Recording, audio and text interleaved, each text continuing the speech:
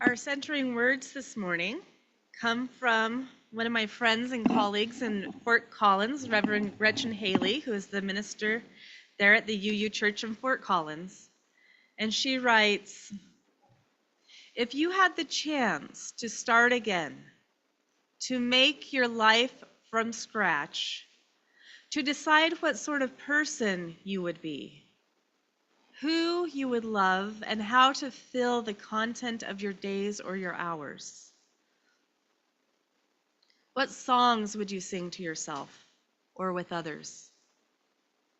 What prayers would you let fall from your lips urgently and with praise, with mercy or hope?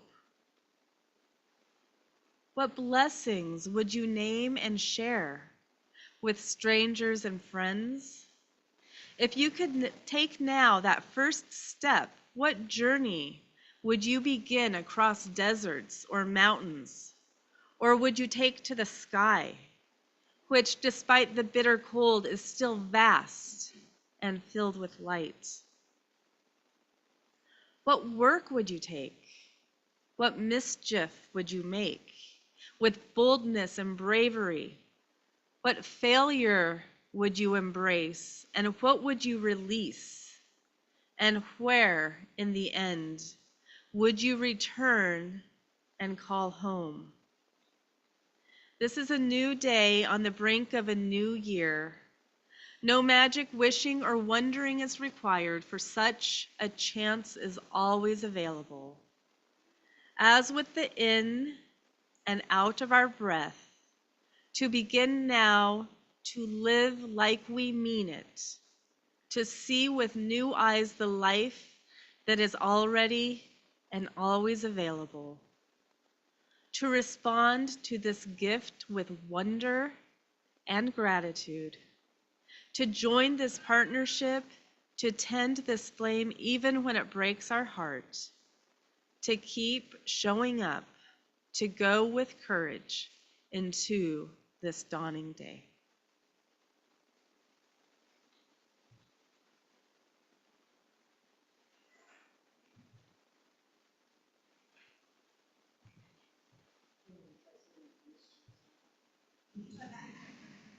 Can everyone hear me? Okay. This song is my anthem for the new year. Oh,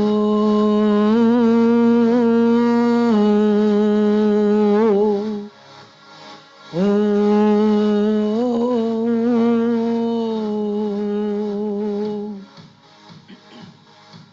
I messed up tonight. I lost another fight. I still mess up, but I'll start again. I keep falling down. I keep on hitting the ground. I always get up to see what's next. Birds don't just fly, they fall down and get up. Nobody learns without getting it wrong. I won't give up, no, I won't give in till I reach the end, and then I'll start again. No, I won't leave. I want to try everything. I want to try even though I could fail. I won't give up, no, I won't give in till I reach the end, and then I'll start again. No, I won't leave. I want to try everything. I want to try even though I could fail. Oh, try everything. Try everything. Try everything. Look how far you've come. You filled your heart with love. Baby, you've done enough. Take a deep breath. Don't beat yourself up. Don't need to run so fast. Sometimes we come last, but we did our best. I won't give up, no, I won't give in till I reach the end, and then I'll start again. No, I won't leave. I want to try everything. I want to try even though I could fail. I won't give up, no, I won't give in till I reach the end, and then I'll start again. No, I won't leave. I want to try everything. I want to try even though I could fail. I'll keep on making those new mistakes. I'll keep on making them every day. Those new mistakes. Oh, try everything. Try everything. Try everything. Try everything.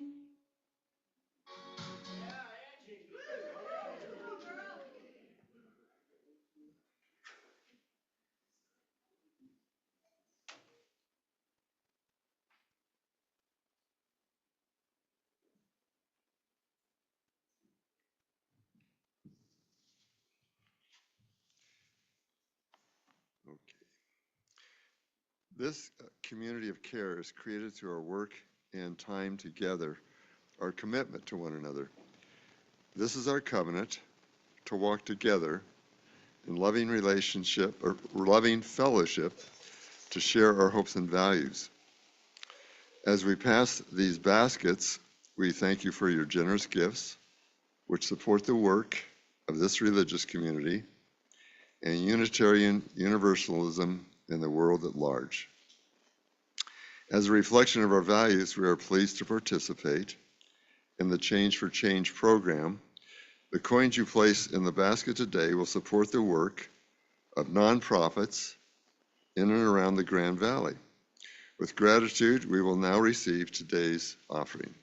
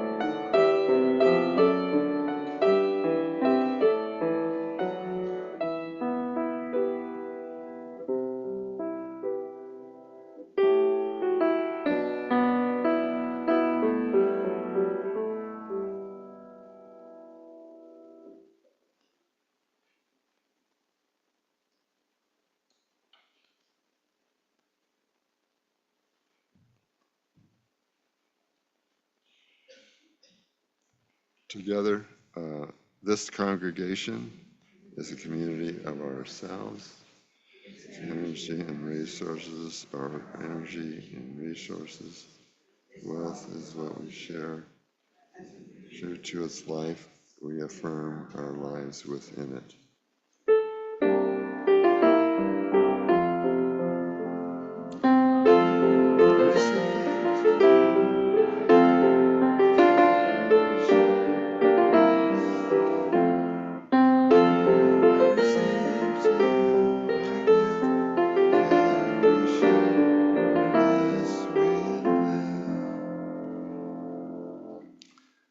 Okay, and now join together for hymn number 128, 128, for all that is our life. I guess please stand if you're willing. If you're not willing, I guess don't. So.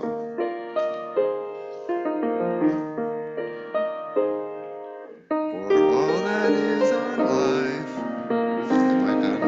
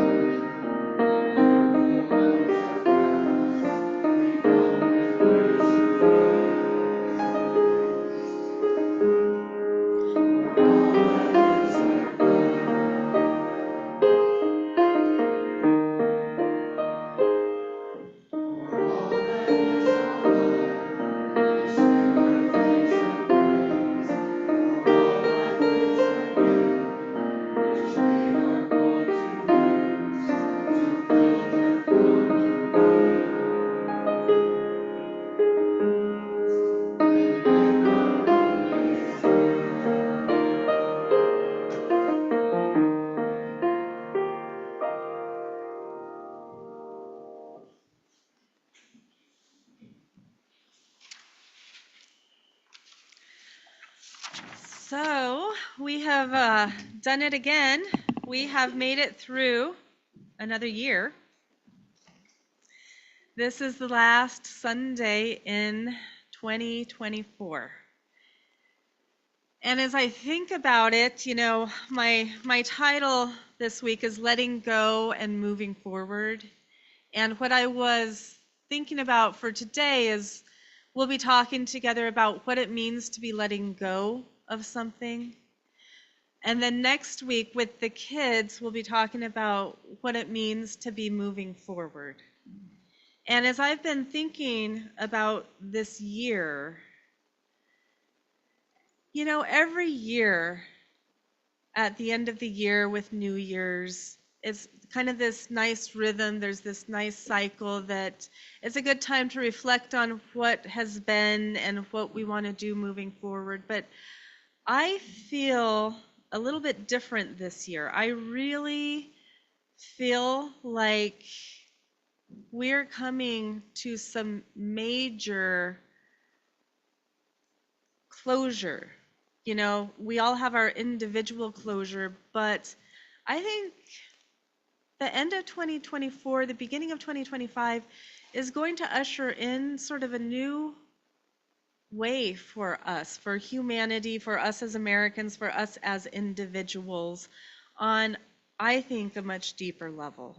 And so that's what I have been thinking about for myself this week is what am I really going to be letting go of at the end of this year? And what am I going to be looking forward to? And things are just changing.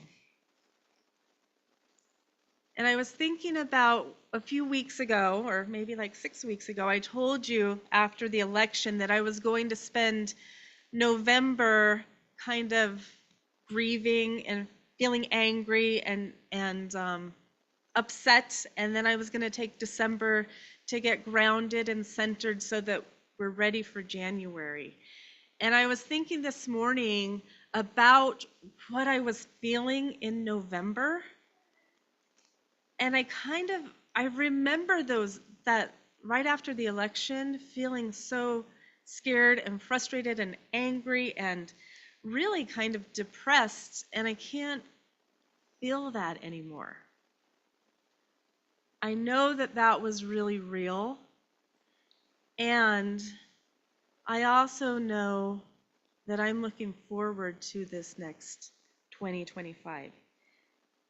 There is a lot of change that is coming. I do not think it's going to be easy or necessarily all good.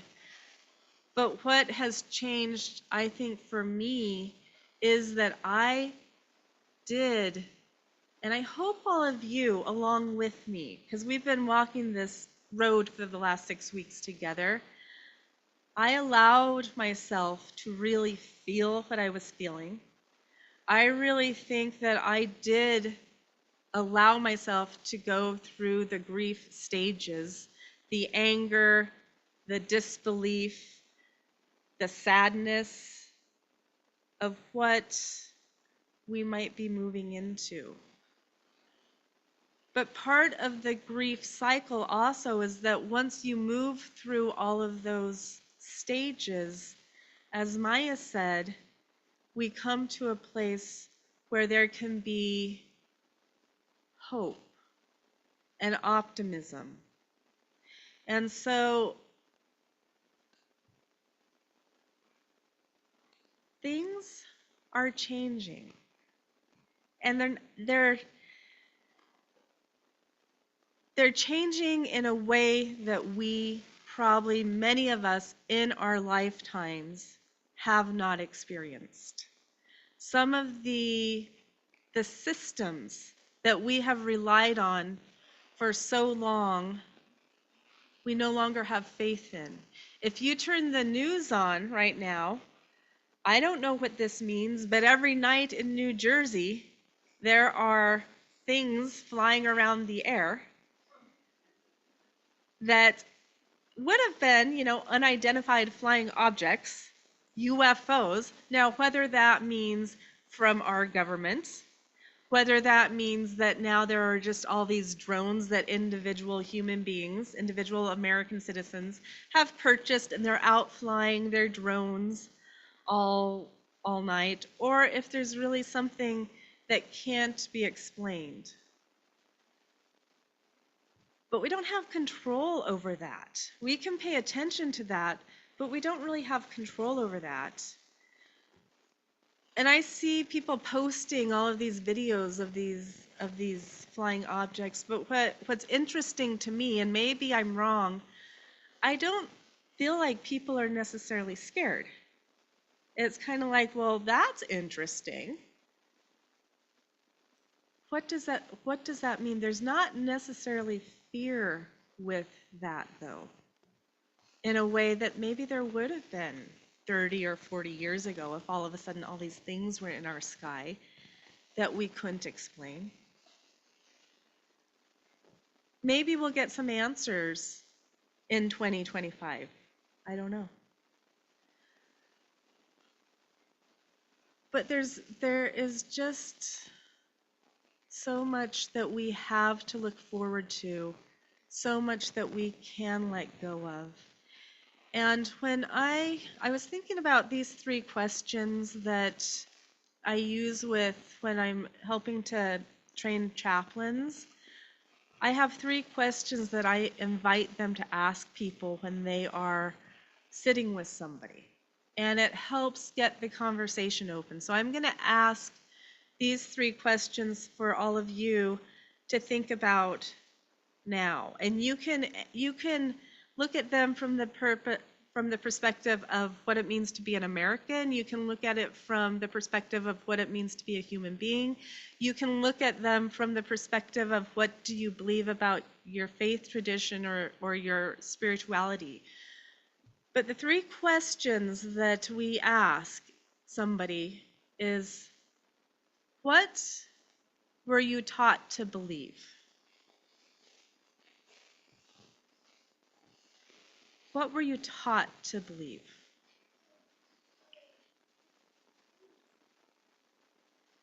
And then the second question is, what are you supposed to believe? Because sometimes what we've been taught to believe and what we think we're supposed to believe is not the same thing. And then the third and the most important question is, what do you really believe? And for chaplains, if you're doing your job as a chaplain, that space between what you're supposed to believe and what you really believe is where the real work, the real conversations, the real healing comes in. And the example I give, for example, if somebody is in hospice and they're facing their death, well, let's say that they were Catholic. Well, what was I taught to believe? Well, I was taught to believe that that at the end of our life, we're all going to heaven unless we were bad, and then we're going to hell. That's what I was taught to believe. What are you supposed to believe? Well, as a Christian, I am supposed to believe that everything is going to be great, and as soon as I die, I'm going to be with Jesus or God, and everything, my spirit is just going to be great. What do you really believe? Well, what I really believe is that nothing happens when we die. And when I die, I'm not going to exist anymore, and I'm really scared about that. That's where the real conversation comes in. Or, what do you really believe? Well, what I really believe is that I've lived 500 lives, and I'm going to live 500 more lives, and so when I actually die, I'm just going to come back pretty soon. Those paradigms about what we really think and what we really believe do impact how we live our life and the decisions that we're making for our lives. And I think that we can also, as we move as Americans, even into this new year, I was thinking about those three questions for me as an American as we move into January. What were you taught to believe that it means to be an American?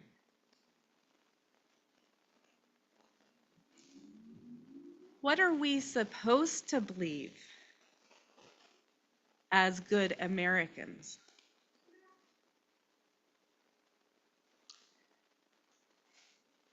What do we really believe as Americans? And is there space between what we've been raised and what we're supposed to believe about what it means to be here versus what we really believe? And I think for me, those questions allow us to take that next step into really being honest about what we are going to be doing in this next year, individually, as individual human beings and Americans, collectively as Unitarian Universalists, and then at the larger invitation for America as a country. How are we moving? How are we moving forward? So in the kind of the YouTube spiritual metaphysical realm, if you watch some YouTube videos from mystics or whoever are talking about spiritual metaphysical stuff, you might hear the phrase occasionally timelines. And a lot of spiritual people will say, well, humanity is moving into a new timeline. And I was thinking about that this week, like what really do people mean when they say we're moving on to a new timeline? Well, really, timelines are the opportunity that comes at different decision points in our lives. That really it's kind of the crossroads. When you come to the fork in the road, if you make this one decision, you're going to put yourself on a certain timeline based on that decision. And if you make this other decision, your timeline may go this way. And the way that I think about that is, let's say that you are an 18-year-old at a high school party and people have been drinking and you've had a few beers, but you think you're probably going to be okay to drive home. You're at that decision point. If you get in the car and you start that car and you drive home, you may be putting yourself on a timeline that involves a car accident, a hospital, losing a scholarship, not going to college. That could be one timeline. Or you go back to that moment in time and you say, I'm going to call my parents. That puts you on a different timeline of getting home safely, not hurting somebody, continuing to play the sports that you were playing, and moving on to whatever your plans were after high school. One decision, two different timelines. And I think where we are right now is at that crossroads. And I think one of those timelines was in November. As Americans, I think we had the opportunity to say collectively, we're going to go down this timeline or we're going to go down this timeline. And we chose. And so we are now collectively headed down a timeline, which will take us down different paths. There's a collective part of that, but then there's also the individual part for what that means. Because each one of us can say, okay, this is the timeline that America has collectively chosen, but within that, who am I going to be? What are the day-to-day decisions that are going to keep me on a path that I want to be on intentionally? We get to do that as individuals in our own lives. We get to do that as Unitarian Universalists. We get to do that as Americans. And we get to do it intentionally. And I remember a few years ago, this was really interesting because I remember being in a walking into the courthouse and standing right outside of the courtroom, realizing, okay, I am about to choose this timeline. And the backstory is that there had been a young man that had come to me. I didn't know him very well, but he was in a major custody battle for being able to see his child, and he just said, I just need somebody who can be a third party that could be there to be part of a safe place so that I can see my child, but I need somebody to go to court to advocate for me. And I didn't know him, I didn't quite know what I was getting into, but he was in that office and he was kind of begging, and I thought, I don't know what I'm getting into. But I showed up at court. I wasn't sure if I was going to go in. And I did decide to go into the courtroom. And when I walked into the courtroom, I saw relief on his face. And then I saw the mom of the little girl, and I saw her face kind of crumble. And I thought to myself, I think I'm on the wrong side. Because what I realized was, had I not walked into that courtroom, she was about to get full custody, which I think is what she needed. And I walked into that courtroom and my presence changed that pattern. Those timelines, right? Like, what does that mean? And I remember sitting there talking to the judge in real time thinking, I think I just goofed up. And so what happened was for 3 visitations, I would meet at the library to be the safe place while this father could interact with his daughter. It turned out okay, but I just remember being in that courtroom and her face fell. And I remember thinking, oh, I did this wrong. But then on the other side of that, then I got a card from him a few days later saying, thank you for showing up.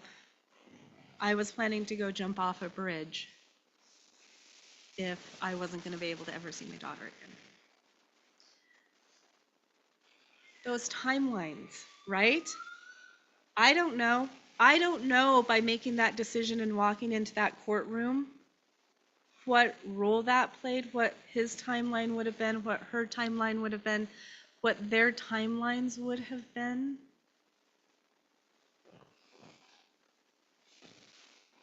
But sometimes we just have to make a decision. And we don't know if it's right, we don't know if it's wrong, but we can just be intentional about it. We can pay attention to what we think the ramifications are going to be, and then we move forward. And so this week, this year, my invitation for us, for all of you, is to take this week, this last few days of 2024, and do some deep work. Ask yourself those 3 questions in different capacities. What were you taught to believe about something? What are you supposed to believe? And what do you really believe? And are you willing to stand in that space and name and claim what you really believe? And if and when you're ready to do that, then my second invitation for all of us is to take a look at some of these crossroads that we're coming to, some of these timelines in our lives, where we may have made a decision that either was really, really good, and we look back and say, thank goodness I did that. Or a decision that kind of put us on a different path that we might not have chosen for ourselves again. And if there are some of those timelines that you look at in your life with regret, maybe now is the time to be gentle with yourself, to say we are moving into a new world paradigm. Maybe it's time to let go of some of that. Maybe forgive ourselves for not choosing right. Maybe forgive the people in our lives who may have put us on a timeline we didn't appreciate.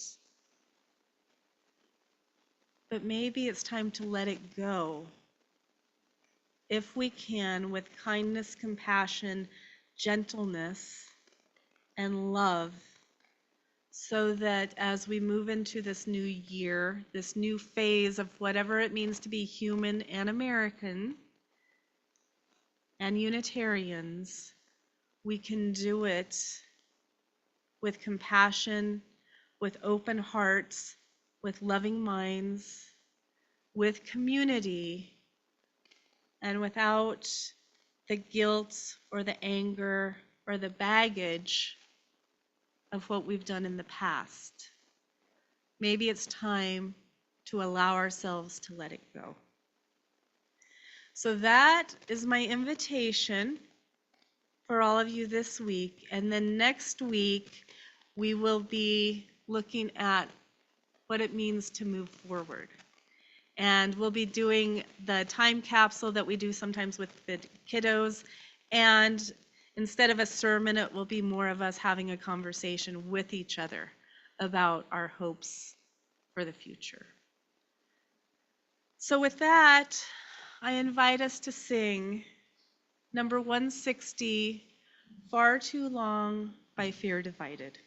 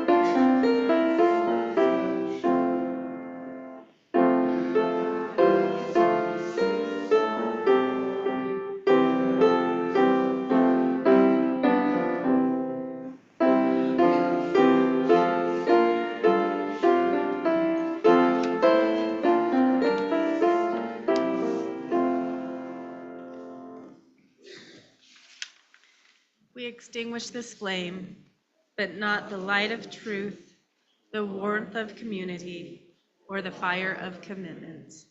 These we carry in our hearts until we are together again.